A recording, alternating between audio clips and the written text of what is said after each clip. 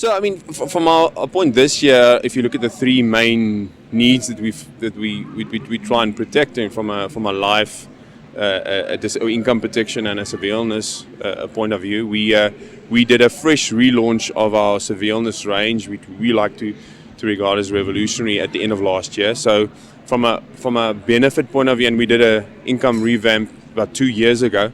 So from our point of view, our focus has just been around advice and really trying to position that and embed that, because we're seeing a drop in risk business across the industry, and we feel that to have a balanced financial plan, that you need to complement the investment and the saving side of it. You know, it's all good to build and build wealth, but you need to have that balancing item. So we're focusing very hard on that conversation, because we think that's where the biggest need is from a customer point of view. They need to understand that.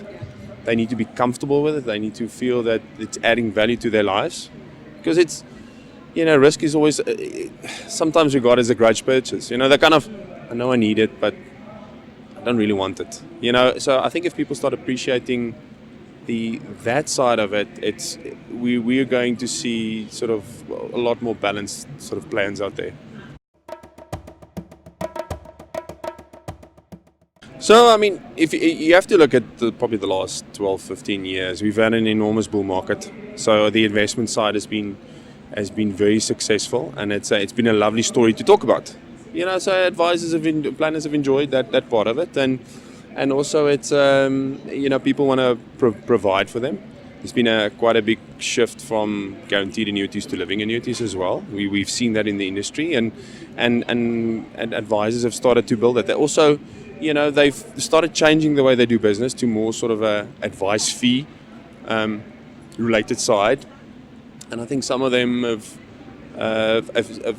been more. They found that more comforting than upfront commission based products, and we're mindful of that, and we definitely working on a sort of a more different kind of remuneration model for Greenlight, maybe for next year, that we think will complement a lot of the investment advice people are saying. Because the fact is, from a risk point of view, I think people speak about risk on its own, and it's not independent. It should be, I wouldn't say a tango, but a kind of this balancing act between the two. And I think if we can start translating a risk conversation to an investment conversation, because it actually is an investment conversation there, I think a lot of people start doing that a bit more.